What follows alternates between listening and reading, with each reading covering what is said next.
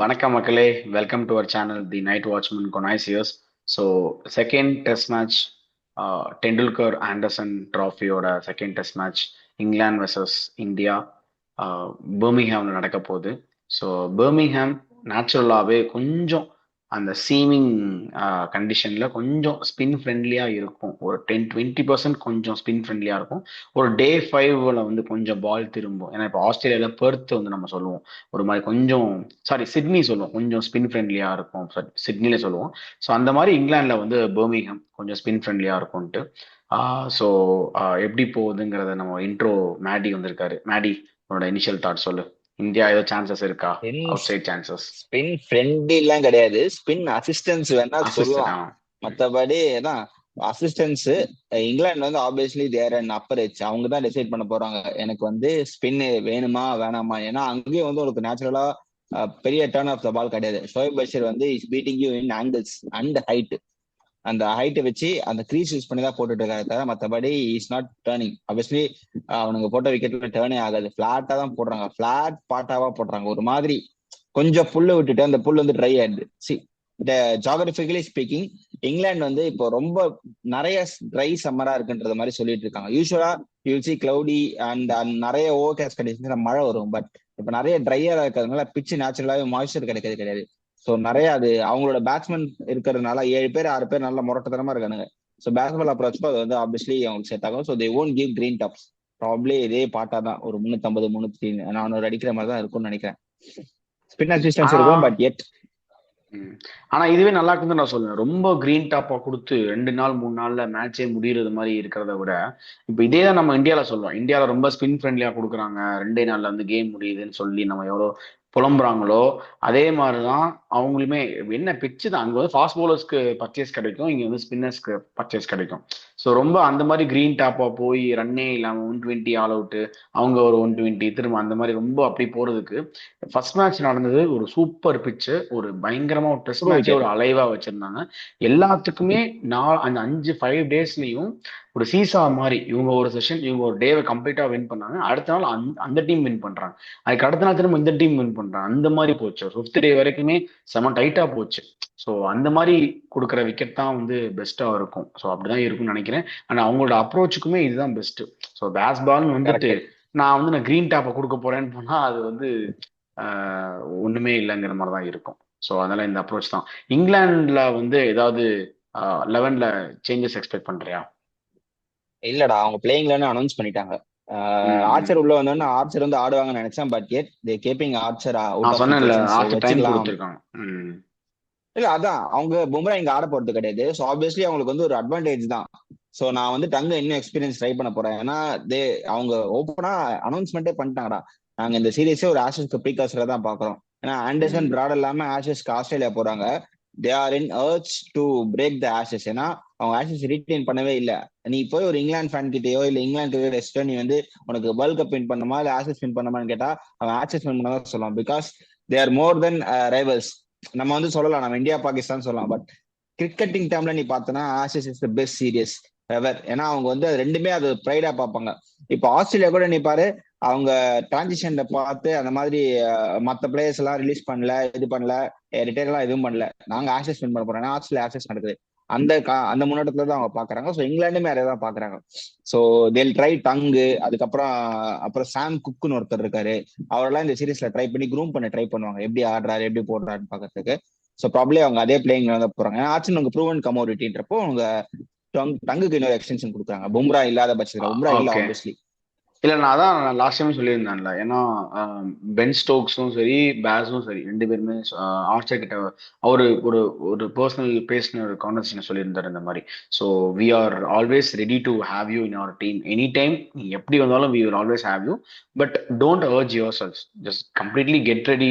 நீயாவே கொஞ்சம் ப்ராப்பரா get ready ஆகி ஒரு லாங் சம்மர் ஆடுற மாதிரி, லாங் சீசன் ஆடுற மாதிரி எப்போ நீ வரியோ, நீ உள்ள வந்து அடுத்த செகண்டே நான் உன்னை எடுத்துப்பேன் டீம்ல. ஸோ அந்த மாதிரி ஒரு பயங்கர கான்ஃபிடன்ஸ் கொடுத்துருக்காங்க. ஸோ மேபி உடனே அர்ஜ் பண்ண மாட்டாங்க. இன்னும் 3 டெஸ்ட் இருக்கு. அண்ட் ஆல்சோ அவங்க 1 லீட்ல இருக்காங்க. அதுதான்.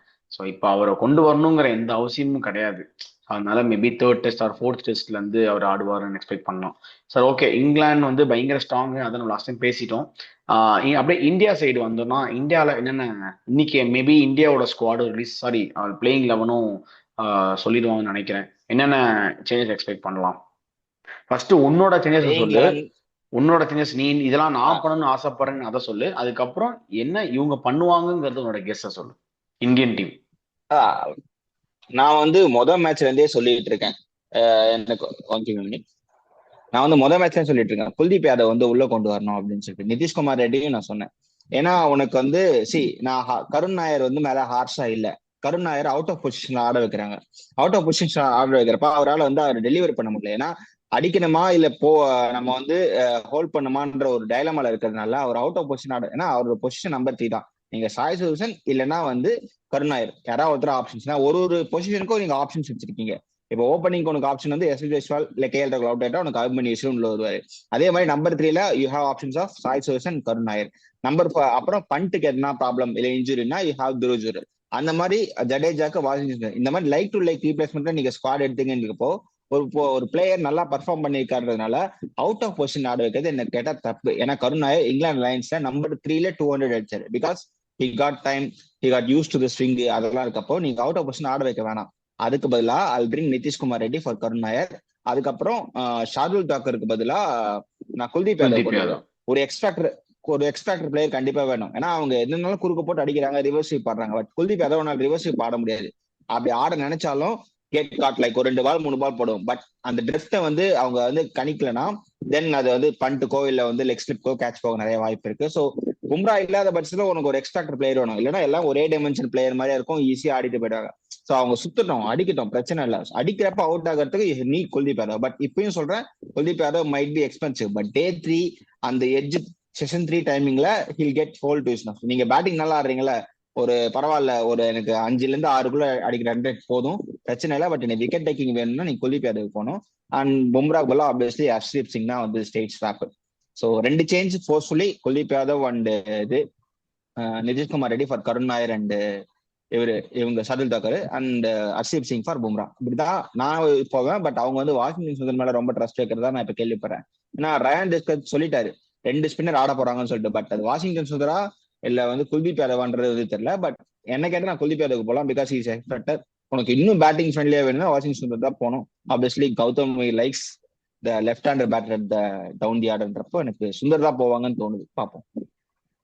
ஓகே, என்னோட ப்ரிஃபரன்ஸ் வந்து straight forward exchange with Shardul Nitish.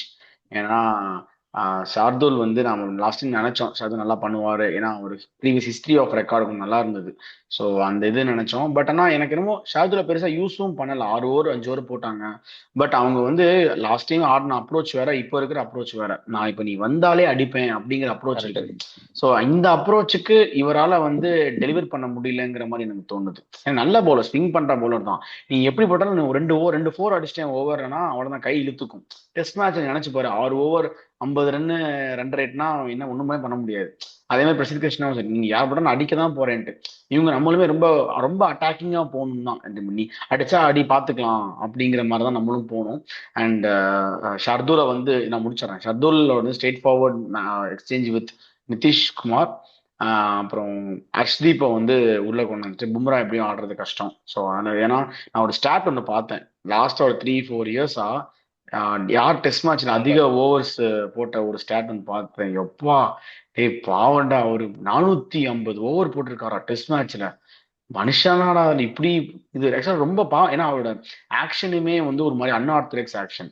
அவர் எல்லா ஆல் ஃபார்மட், ஐபிஎல் ஆடுறாரு, ஓடி ஆடுறாரு, T20 ஆடுறாரு, சாம்பியன்ஸ் டிராஃபி, அந்த மாதிரி இவர் டெஸ்ட்லயும் போட்டு ரொம்ப இது பண்றதுனால மேபி நம்ம வந்து அவரோட வேர்த்தை வந்து நம்ம அந்த எப்படி சொல்ற அந்த பொன் வாத்துவோட முட்டை வந்து நம்ம இருக்குன்னு சொல்லி நம்ம பிடிங்கிட்டே இருக்கக்கூடாது. அதனால இந்த மேட்ச் நம்ம தோத்தாலும் பரவாயில்ல, definitely he needs a rest. அவருக்கு ரெஸ்ட் கொடுத்துட்டு ஹர்ஷ்தீப் தான் நம்ம ஆடணும். அண்ட் இப்போ எனக்கு பிரசித் மேலே நம்பிக்கை இல்லை. நான் லாஸ்ட் டைம் பிரசித்தே சொன்னேன், பிரசித் போது ஹர்ஷ்தீப்பே நான் போன மேட்சே ஆடி இருக்குன்னு சொன்னேன். இவங்க பிரசித் கிருஷ்ணா ஆடினாங்க, ஈஸியா அடிச்சுட்டு போயிட்டாங்க. எனக்கு என்னன்னா, நீ விக்கெட் விழுது, விக்கெட் விழல, கண்டெயின் பண்றாங்க, அதெல்லாம் ஓகே. பட் ஒரு ஃபாஸ்ட் பவுலர் வந்து அந்த ஒரு ஓவர் காஸ்ட் கண்டிஷன்ல நியூ பால்லாம் போடும்போது அட்லீஸ்ட் பேட்டருக்கு வந்து கொஞ்சமாவது ஒரு காம்படிட்டிவா ஏதாவது நீ பண்ணணும். எதுவுமே பண்ணாம சிக்ஸ்த் ரன் கம்ஃபர்டபுளா ஆடினாங்க. அதுதான் என்னால ஏத்துக்கவே முடியல. இப்போ நீ வந்து இப்போ ரொம்ப பேஸ் இது வந்து எதுவுமே இல்லாம போயிருக்காங்க. ஒரு ஆஸ்திரேலியா இங்கிலாந்துலாம் போனா ஒரு ரிசர்வ் ஃபாஸ்ட் பவுலர்ஸ் பேக்கப்பா எடுத்துட்டு போகணும். ஒரு ஒரு 2 3 ஃபாஸ்ட் பவுலர்ஸ் எடுத்துட்டு போகணும். இப்போ இங்க பாரு பேக்கப்னு தேடினா கூட ஆள் கிடையாது வெளியே. ஹர்ஷ்தீப் தான் அவரு கம்ப்ளீட்டா உள்ள ஆகாஷ்தீப். வந்துருவாரு.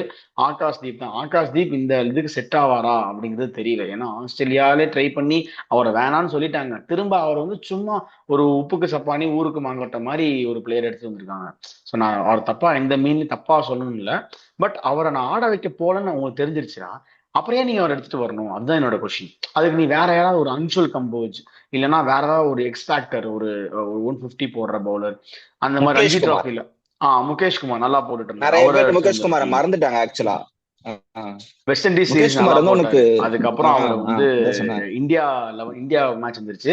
அவர் ஆட வைக்க முடியாது. ஒரு பவுலர் தான் ஆட வைக்க முடியும். ஃபாஸ்ட் பவுலர் அவர் ஆட வைக்க முடியாது. அப்படியே அவரை சைட் லைன் பண்ணிட்டாங்க. முகேஷ் குமார் நல்ல ஒரு பேஸ் பேட்டிங் போட்டுட்டே இருப்போம். ஒரு அப் ஃப்ரண்டா ஹர்ஷ்தீப் முகேஷ் குமார்லாம் நல்ல லைன் அண்ட் லென்த்ல. லைன் அண்ட் லென்த்ல டக் டக் டக்னு போட்டுட்டே இருப்பாங்க. ஸோ அந்த மாதிரி பவுலர்ஸ்க்கு எல்லாமே இவங்க வந்து அப்படியே காட்டுறாங்க, அப்படியே வெளியே கொண்டு போயிடுறாங்க. எஸ்டேல காட்டினாங்க, வெளியே கொண்டு போயிட்டாங்க. கையில் அகமதை காட்டினாங்க, வெளியில கொண்டு போயிட்டாங்க. இப்போ இவங்க எல்லாமே ஆல்ரெடி ப்ரூவன். நான் லாஸ்ட் டைம் அதான் சொன்னேன், வேற ஏதாவது ஒரு எக்ஸ்பேக்டட் பவுலர் வேணும்.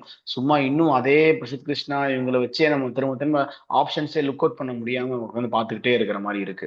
மேபி இந்த டெஸ்ட்டும் அடி வாங்கிட்டாங்கன்னா அடுத்த அவங்க அவங்க யாரை என்ன பண்ணுவாங்க? திரும்ப ஹர்ஷித் ராணாவோ இல்ல வெளியில இருந்து யாராவெல்லாம் கொண்டு வரணும். அதுக்கும் அவங்க யாராவது இங்க இருக்கிற ஆளை இன்ஜூர் பண்ணணும். இல்ல அது எப்படி பண்ண போறாங்கன்னு தெரியல. ஸோ அந்த மாதிரி இருக்கிறதுனால இது எப்படி போகும்னு தெரியல. அண்ட் ஆல்சோ நீ சொன்ன மாதிரி குல்தீப் வந்து கேம் அஹடா கிடைக்கும்னு நினைக்கிறேன். பட் யாருக்கு பதிலா வருவாருங்கிறது தான் எனக்கு தெரியல.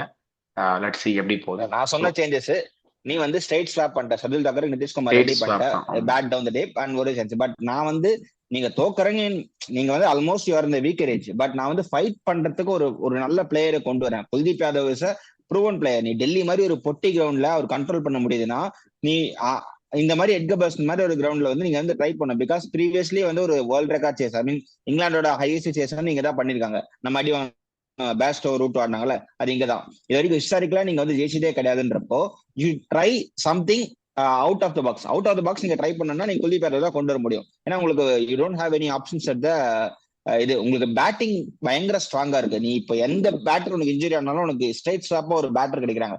பட் அது அப்படியே ஆப்போசிட். உனக்கு பவுலருக்கு ஒரு ஆப்ஷன்ஸே கிடையாது. பும்ரா இல்லைன்னா யாரு? பும்ராவா யாருமே ரீப்ளேஸ் பண்ண முடியாது த்ரூ த வேர்ல்டு. ஒரு வாசிம் அக்ரம் மாதிரியோ பிரெட்லி மாதிரியோ ஆள் தான் கொண்டு வரணுமே தவிர இந்தியால யாரும் கிடையாது. So you have to give the next second step. யாரு பும்ரா இல்லைன்னா யார் லீட் பண்ண போறா, யாரை வந்து நம்ம மேனேஜ் பண்ண போறோம்னு சொல்லிட்டு ஒரு பேஸ் பேட்டரை பில்ட் பண்ணவே இல்லை. ஸோ அதை வந்து they fail to do. So இப்போ இதை வந்து இந்த சைக்கிள் அவங்க வந்து ஒரு ட்ரையலா எடுத்துக்கிட்டு அதுக்கப்புறம் அவங்க வந்து எப்படி பில்ட் பண்றாங்கன்னு பார்க்கணும். ஏன்னா நான் சொன்ன மாதிரி முகேஷ் குமார் எல்லாம் பெட்டரா யூஸ் பண்ணிருக்கலாம். இவங்க முடிச்சிடறேன்.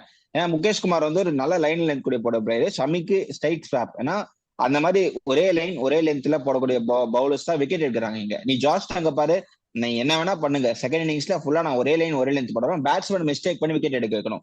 ஸோ அதை வந்து இவங்க பண்ண மாட்டாங்க. ஒரு பால் ரன் போதா, ஓகே நம்ம இப்படி ட்ரை பண்ணலாம் அப்படி ட்ரை பண்ணலாம்னு சொல்லிட்டு நிறைய எக்கனாமிக்கலா போயிட்டாங்க. ஸோ அதை வந்து கரெக்ட் பண்ணோம். ஸ்டில் ஒரு டெஸ்ட் தான் இந்த சீரீஸ் ஜெயிக்கணும்ன்றது மோட்டிவ் கிடையாது. இந்த சீரீஸ்ல இருந்து we should give some confidence to bowlers. ஒரு பும்ரா இல்லைன்னா நம்ம வின் பண்ண முடியுன்ற மாதிரி கொண்டு வரணும். ஒரு 2 மேட்ச் வின் பண்ணா அது பி ஹாப்பி. பிகாஸ் உனக்கு ஒரு அவே சீரிஸ் தோத்தாலும் you can win championship in WTC. South Africa அப்படிதான் ஜெயிச்சாங்க. ஸோ அதனால சொல்றேன். ஓகே, அதான் எனக்கு அது ஓகே தான். பட் ஆனா இதுல என்னன்னா இந்த டைம்ல தான் நீ வந்து ஒரு ஃபாஸ்ட் பவுலர்ஸ் இப்போ நம்ம எல்லாமே கோலியோட விராட் கோலியோட கேப்டன்சில வந்து சொல்றோம் அவர் ஒரு பேஸ் பவுலிங் இதை வந்து கிரியேட் பண்ணாரு அப்படின்ட்டு. ஸோ அசால்ட்டா சொல்லிடலாம். ஏன்னா எல்லாருமே ஆல்ரெடி இருந்தவங்க தான். இஷாந்த் சர்மாலாம் முன்னாடி இருந்தவங்க தான். சவுத் ஆப்பிரிக்காவுக்கு 2018 போகும்போது பும்ராவோட டெபியூ. அப்பதான் ஃபர்ஸ்ட் மேட்ச். பும்ரா கேப்டனும் செஞ்சுரியான தெரியல, கேப்டன் நினைக்கிறேன். அதுதான் பும்ராவோட டெபியூ. அது வரைக்கும் பும்ரா வந்து is very super player in T20 IPL. ஓடியும் ஆடினாரா, ஓடி ஆடன்னு நினைக்கிறேன். T20 மோட் பவுலர் ரொம்ப யாக்கரா போடுவாரு அவ்வளவுதான் அப்படின்னு. பட் அவர் அந்த ஒரு பேஸ் பவுலிங்கோட இதை இம்ப்ரூவ் பண்ணணும்னு சொல்லிட்டு ஒரு தில்லுக்கு துட்டுன்னு பும்ரா கூட்டிட்டு போனாங்க சவுத் ஆப்பிரிக்கா. அப்ப எல்லாருமே கேட்டாங்க, எங்க என்ன பும்ரா போய் கூட்டு போறீங்க, அவருக்கு என்ன தெரியும், என்ன லைன் இடத்துல போடுவாரு, அவர் T20 பவுலரு, நீங்க T20ல நல்லா பண்ணிட்டீங்கன்னா டெஸ்ட்டுக்கு கூட்டு போறீங்க அப்படின்னு சொல்லி ஏகப்பட்ட கொஷின்ஸ். ஆனா அந்த சவுத் ஆப்பிரிக்கா இதுல வந்து சூப்பரா பயங்கரமா போட்டுட்டு அந்த சீரீஸ்ல இருந்து அடுத்து அவர் அப்படியே அந்த டெஸ்ட் பவுலிங் ஐசிடியோட அப்படியே ஹெட் பண்ண ஆரம்பிச்சார்.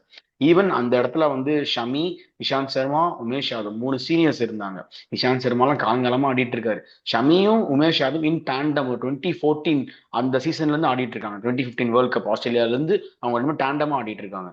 ஸோ பும்ராவும் உள்ள வந்தது ஒரு பயங்கரமா பேஸ் பவுலிங் பயங்கரமா இன்க்ரீஸ் பண்ணாங்க. அதுக்கப்புறம் அந்த லைன்ல ஜாயின் பண்ணது முகமது சிராஜ். ஸோ அந்த மாதிரி இருக்கும்போது நீ இந்த மாதிரி ஒரு ஆஸ்திரேலியா இங்கிலாந்து அந்த பர்டிகுலர் ஒரு சீசன் டெஸ்ட் மேட்ச் சீசன்ல தான் நீ ஒரு பிளேயரே ஐடென்டிஃபை பண்ண முடியும். ஒரு டெஸ்ட் ஒரு ஒரு ஃபாஸ்ட் பவுலரை நீ ஐடென்டிஃபை பண்ண முடியும். இப்போ நீ க்ரூம் பண்ணாதான் அடுத்த வருஷம் திரும்ப ஆஸ்திரேலியா போனாலும் சரி, இல்லை அதுக்கு அடுத்த வருஷம் நம்ம சவுத் ஆப்பிரிக்கா வந்தாலும் சரி, அந்த பர்டிகுலர் பிளேயரை வச்சு நீ ஏதாவது ட்ரை பண்ணலாம். இப்போ நீங்க வந்து திரும்ப திரும்ப அதே பிரசித் கிருஷ்ணா இருக்கிற பிளேயரே வச்சு நீ ரொட்டேட் பண்ணி நம்ம இப்போ நம்ம கேரமா தோக்குறோமோ ஜெயிக்கிறோமோ அது வேற, தோத்துட்டோன்னே வச்சுக்கோ, ஏதோ ஒரு பாசிட்டிவ்ஸ் வேணும்ல. இப்போ 2 பிளேயர் வந்து இப்போ அன்சுல் கம்பு நல்லா பெர்ஃபார்ம் பண்ணி ஒரு 2 மேட்ச் 2 5 எடுத்துட்டாருன்னா என்ன பண்ணுவோம், ஹீஸ் சர்டனிட்டி. அடுத்து ஆஸ்திரேலியாவுக்கு அவரை நம்பி கொண்டு போகலாம். எங்கர் ஏஜ் இருக்கு அவருக்கு. ஓடி T20ல அவர் அவ்வளவா ஆடுறது இல்லை. ஸோ அவருக்கு வந்து டெஸ்ட்ல ஒரு நல்ல ஒரு பிரைட் ஃபியூச்சர் இருக்கும். இப்போ எஸ்எஸ்வி ஜெய்ஸ்வால் அந்த மாதிரி தான், அவர் ஸ்ட்ரெயிட் ஃபார்வர்டா யாருமே ஓடி T20ல இறக்கவே இல்லை. ஏன்னா அங்கே ஆல்ரெடி ஸ்லாட் ஃபுல்லா இருந்துச்சு அவனுக்கு. அவருக்கு ஸ்லாட் இல்லாத டெஸ்ட்ல தான் ஸ்லாட் இல்லாம இருந்தது. அவரை உள்ள இறக்குனாங்க. He proved is metal.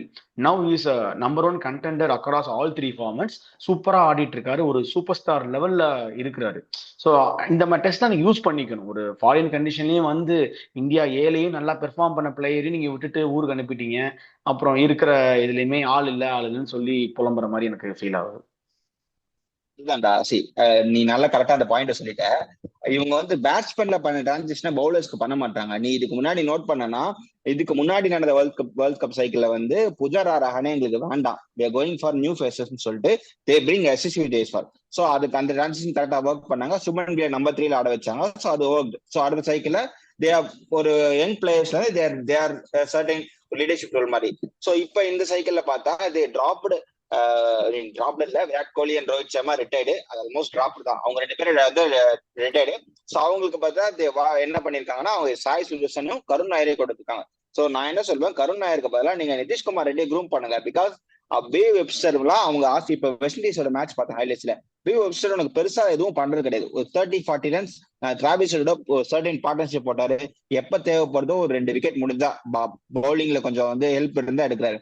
So உங்களுக்கு நம்பர் 6ல நம்பர் 7ல உங்களுக்கு ஒரு பவுலிங் ஆல்ரவுண்டர் பேட்டிங் ஆல்ரவுண்டர் வேணும். நிதிஷ்குமார் ரெட்டியை க்ரூம் பண்ணலாம். ஏன்னா திருப்பி நீங்க ஹர்திக் பாண்டியாக்கு போக முடியாது. அதனால டெஸ்ட் மேட்ச்ல நிதிஷ்குமார் ரெட்டி மாதிரி ஒரு ஆள் வேணும்னு சொல்லிட்டு நீங்க வந்து கன்சிஸ்டன்டா ஒரு 10 மேட்ச் 15 மேட்ச் டெஸ்ட் மேட்ச் கொடுங்க அவருக்கு. கண்டிப்பா ஹில் ப்ரிவ்யூ. அதை வந்து நான் வந்து சாலிடா சொல்றேன். நிதிஷ்குமார் ரெட்டியை நீங்க ஃபுல்லா டெஸ்ட் மேட்சிங் க்ரூம் பண்ணீங்கன்னா ஹில் ப்ரூவ்ன்றதான் என்னோட தாட். ஏன்னா மெல்பர்ன்ல அந்த மாதிரி கண்டிஷன்ல நீங்க 100 எடுக்கிறது ஒரு ஈஸி கிடையாது. நாட் ஜஸ்ட் ஒரு 100க்காக நான் சொல்லல.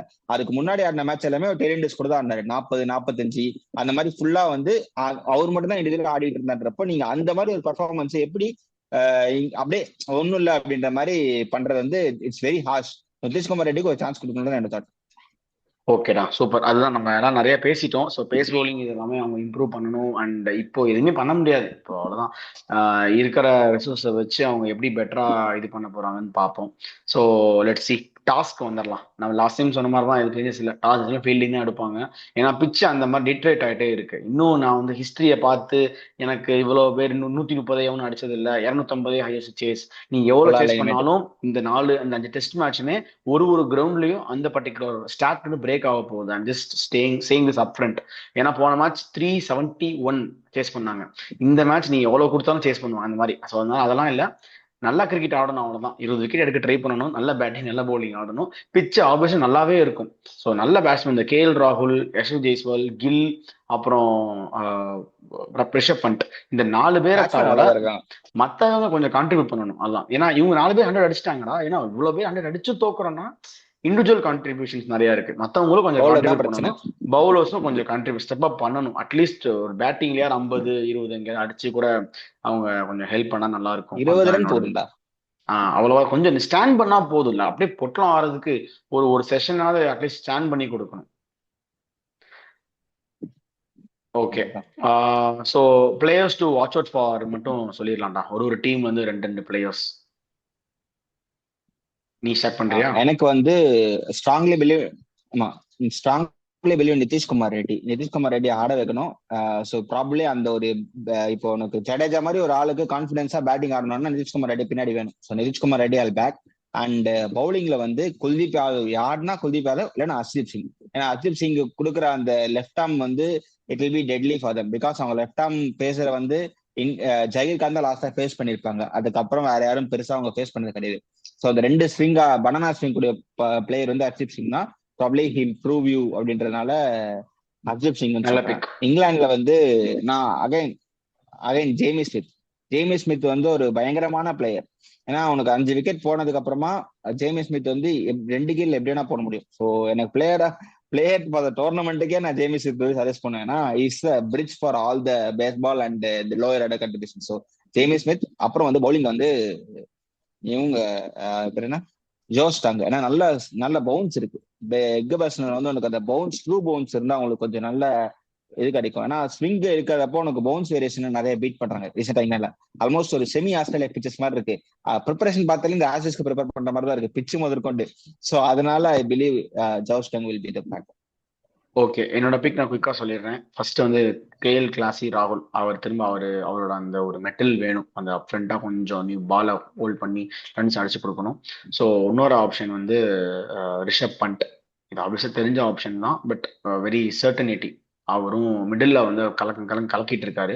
ஸோ அவர் அதே கலக்க திரும்பவும் கலக்கணும். அப்படின்னா தான் India at least they will have a chance to prove. இங்கிலாந்துல பார்த்தீங்கன்னா ஜாக் ராலி லாஸ்ட் டைம் வந்து ஒரு சூப்பர்வா 60 அடிச்சாரு. பட் நல்ல மெட்டலான பிளேயர், அவரும் நல்லா பெர்ஃபார்ம் பண்ணுவார். இன்னொரு ஆப்ஷன் வந்து ஜோ ரூட். அவருமே ஒரு வெயிட்டிங் ஃபார் இஸ் ஒரு 100. ஏன்னா எல்லாருமே அப்ரண்ட்லேயே அடிச்சிட்டாங்க. அவர் வரும்போதே மேட்சே பாதி இதான மாதிரி இருந்தது. 200 கண்டிப்பா 200 இருக்கு. 200 இருக்கும். ஸோ அவர் நின்ட்டானா நின்றுட்டாருன்னா 200 கண்டிப்பா. 200 நின்றுக்கும். அந்த மாதிரி தான் இருக்கும். அதனால Joe Root and Jack Crawley. ஃபுல்லாக நான் பேட்ஸ்மேன்ஸோட ஓரியன்டாக போறேன். ஏன்னா ஃபுல்லா அப்படிதான் இருக்கும் இந்த பிச்சுங்கிறதுனால. சரி, ஓகே. பும்ரா பும்ரா இல்லாம ஒரு பவுலிங் அட்டாக், பசியில இருந்தவனுக்கு பிரியாணி கிடைச்ச மாதிரி பேட்ஸ்மேன் இருக்கலாம். ஆப்வியஸ்லி ஜோரு 200 அடிக்க தான் ட்ரை பண்ணாரு. சோ வண்டில ஏதாவது ஒரு அதுவும் மேஜிக் அவங்க நடந்தா தான் இந்தியா வின் பண்ண முடியும். அடிக்கிறதும் பயங்கர ஃபாஸ்டா அடிக்கிறாங்கடா. அப்போ 6th ரன்ல அடிக்கிறாங்க. இதெல்லாம் நம்ம வந்து 1.5 நாள்ல 455 அவ்வளோ அடிச்சோம். அவங்க ஒரு நாள் அடிச்சுட்டு போயிட்டாங்க. அந்த 450 நம்மளோட 6 ரன் ட்ரையல் பை அந்த இதை ஒரு நாள் அடிச்சிட்டாங்கடா. அவங்க திரும்ப செம்ம ஃபாஸ்டா அடிக்கிறாங்க எவ்வளவு ரன் இருந்தாலும். ஸோ அதான், ஏன்னா 400 350 இவ்வளவு அடிச்சுமே ஒரு டீம் தோக்குறோம், மேட்ச் முடியுது அப்படின்னா அவங்க அந்த ரன் ரேட்ல ஸ்பீட்ல ஆடிட்டு இருக்காங்க. நார்மலா ஆடணும்னா இப்படிலாம் ஆடவே முடியாது என்ன கேட்டா. சரி, ஓகே. வின்னிங் ப்ராபபிலிட்டி அட்டாக் போயிடலாம். Is the best defence. ம் எனக்கு வந்து 55 இங்கிலாந்து. மேபி ஏதாவது ஒரு எக்ஸ்ட்ராக்டர் மேஜிக் நடந்து குல்தீப் யாதவ் மாதிரி ஒரு ஆளோ வந்து ஹர்ஷ்தீப் யாதவ் பெர்ஃபார்ம் பண்ணா India might win. 55 for England தான், 45 ஃபார் இந்தியா. ப்ராப்ளி இங்கிலாந்து சரி, தான் ஹெட். பும்ரா இல்லாதனால. ஓகே. நானும் still I hate with England. But அவ்வளோ இது இல்லை, ஒரு 53-47 சொல்லுவேன். நல்லா போனது எனக்கு க்ளோஸாக தான் இருந்துச்சு. பட் ஒரு ஹைன்சைடாக பார்க்கும்போது லெட்ஸ் சி இவங்க டஃப் எப்படி கொடுக்குறாங்கன்னு பார்ப்போம். So today we are signing off அந்த duos Maddy and VJ. So we will just come back like day வைஸா ரிவ்யூ போடலான்னு பிளான் பண்ணியிருக்கோம். பட் லெட்ஸ் சி, கொஞ்சம் ஒர்க் டைட்டாக போயிட்டு இருக்கிறதுனால let's see we can have a consolidated one or like a day wise review எப்படின்னு பார்த்துட்டு சொல்றோம். Thank you so much மக்களே for your love and support. Bye bye.